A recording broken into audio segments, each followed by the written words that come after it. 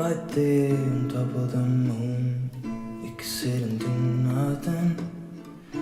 I wish we were bold to just fly away. I don't wanna care, just be here and I'm good.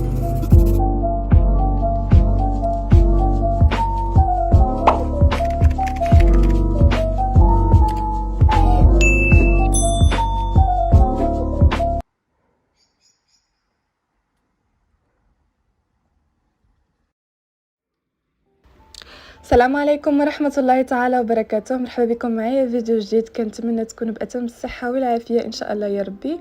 اليوم جيت نشارك معكم ترتيب الخزانة ديال الملابس طريقة جد بسيطة، وكذلك التعطير ديالها والاستعداد كذلك لفصل الشتاء اللي هو على الأبواب، فبقاو معايا.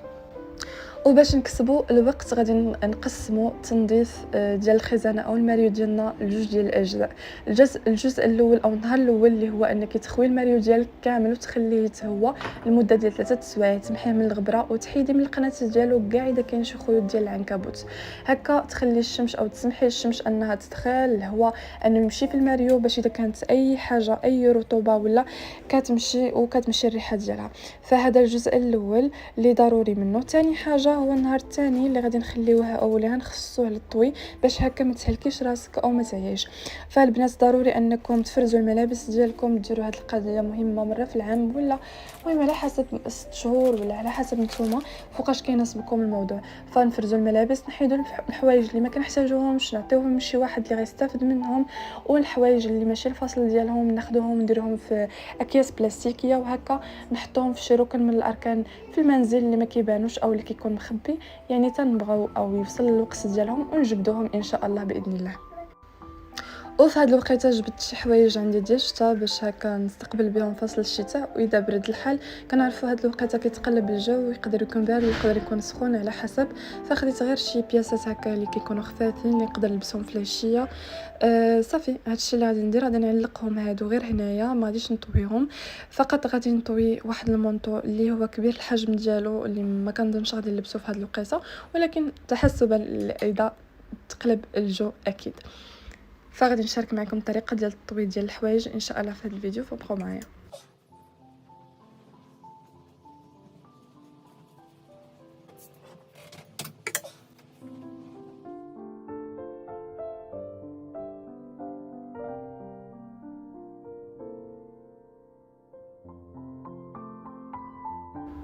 فاول حاجه البنات غادي نشارك معكم الطريقه ديال كيفاش تحافظوا على الشكل ديال المنطوات ديالكم، في نفس الوقت ما ياخذ لكمش ليسباس بزاف او ما ياخذ لكمش بلاصه كبيره في الماريو ديالكم. البنات هاد الطرق اللي غادي نشارك معكم هما طرق يعني صالحين للتنظيم الخزانه ديالكم او الماريو ديالكم، غير هو كل واحد على حسب المساحه ديال الخزانه ديالو. انا الماريو ديالي ما كبرش بزاف، فغادي نطوي على حسب الحجم ديالو. فالبنات حاولوا انكم تاخذوا اي حاجه بعين يعني بعين الاعتبار، خذوا الحاجه اللي تنفعكم نتوما، اللي غتناسبكم في الحجم ديال ليسباس او الحجم ديال الماريو ديالكم.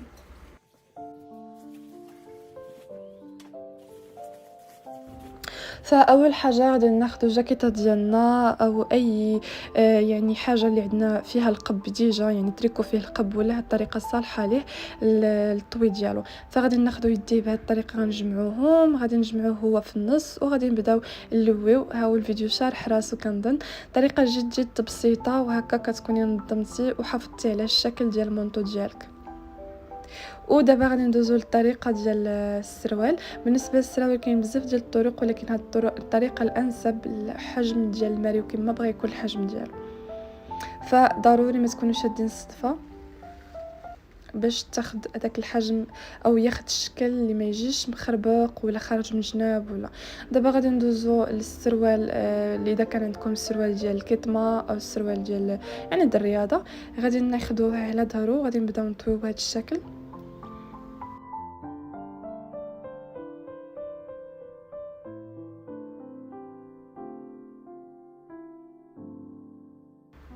ودابا غادي ندوزو لحاجه اللي جد مهمه، اللي هي البيجامه ديالنا، واللي ديما كتلف لنا مع الفوقاني ديالها او مع التحت ديالها.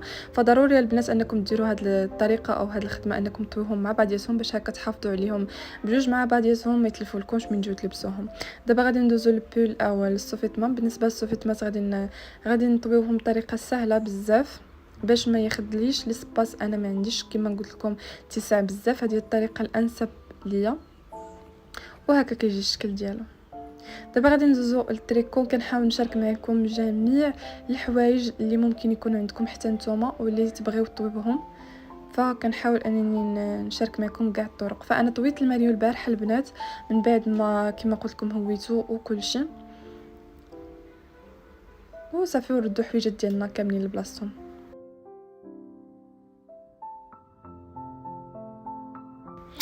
وهذا هو الشكل ديال البلاكار من بعد ما قديتو. بغيت نقول لكم البنات حاولوا انكم تنظموا البلاكار ديالكم او الماريو ديالكم على حسب الحجم ديالو، يعني ما تاخذوش بعين الاعتبار الحاجه اللي شفتوها وتطويو بحالها وما يجيكمش هو هذاك. حاولوا انكم تطويو وتشوفوا بعينيكم وتكون الشوفه اللي تريحكم. ودابا غادي ندوزو لهاد ليطاجير اللي عندي هنايا واللي كنت حايره شنو ندير فيهم، حيتاش كان بقى ليا الماريو بحال معيوب، يعني هاد الجهه بقات داخله. فاختاريت وقلت للنجار دير ليا فيهم ليطاجير باش هكا ما نضيعهمش.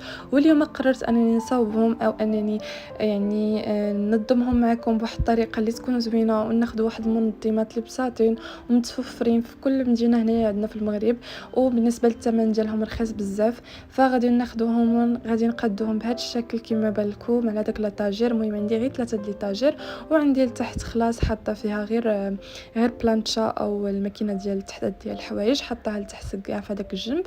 فصافي دابا غادي نبداو على بركه الله. غير هو البنات غادي نختاروا الحاجات اللي صغارين اللي ممكن اننا ننظمهم فيهم ويجي الشكل ديالهم زوين وهكا ما يخسرش المنظر ديال البلاكار. فاول حاجه خدينا الشبيكات ديالنا هما هادو.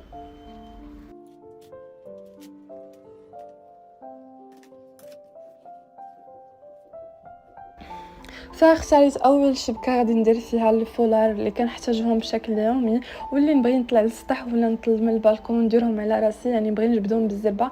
فغادي نخليهم غير هنايا حيت كتعرفوا بان هاد البلاصه سهله انك تجبدي منها، بعكس المجر اللي حاطه فيه بزاف ملي كنجبد شي وحده ولا كيتجبد لي كلشي وكيتخسر ليا المنظر. فاختاريت انني نطويهم بشكل عادي ونربعهم هانتوما كتشوفوا كلشي، ومن بعد نحشيهم في الشبيكه اللي يجي الشكل ديالهم مناسب.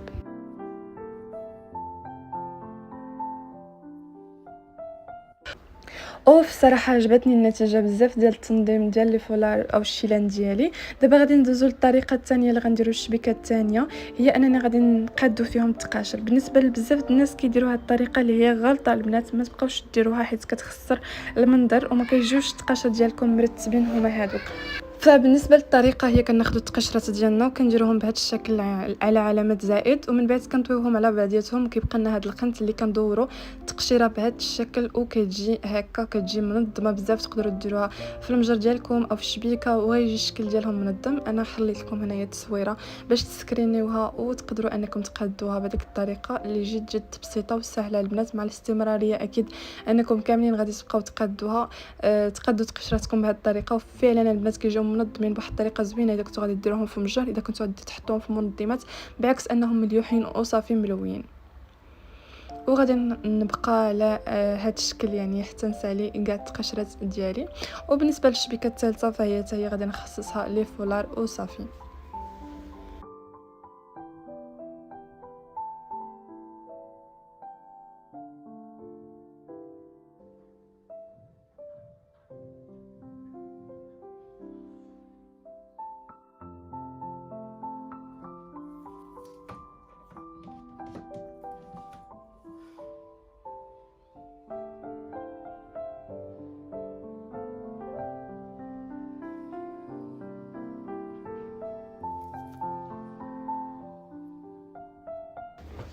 صح، هذه هي الطريقة ديالي البسيطة للتنظيم ديال البلاكار أو الخزانة أو الماريو ديالنا، الطريقة اللي ممكن أنكم تستعملوها أو تعتمدوا عليها للتنظيم ديال المريوات ديالكم. دابا غادي ندوزو للطريقة ديال التعطير اللي جد بسيطة.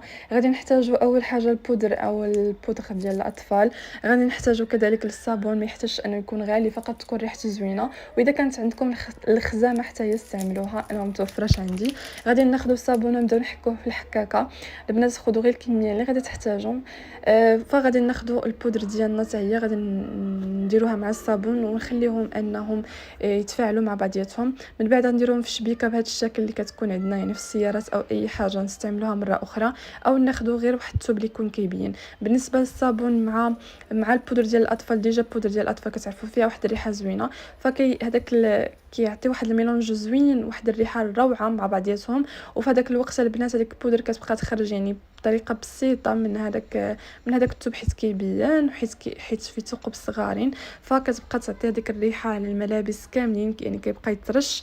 وهكا هادشي اللي بغينا انه تخلي لنا في الرواق الريحه زوينه في الملابس كاملين. فممكن انكم تستعملوها في الخزانه ديالكم والماريو ديالكم كامل. وهنا نكون وصلنا لنهايه الفيديو.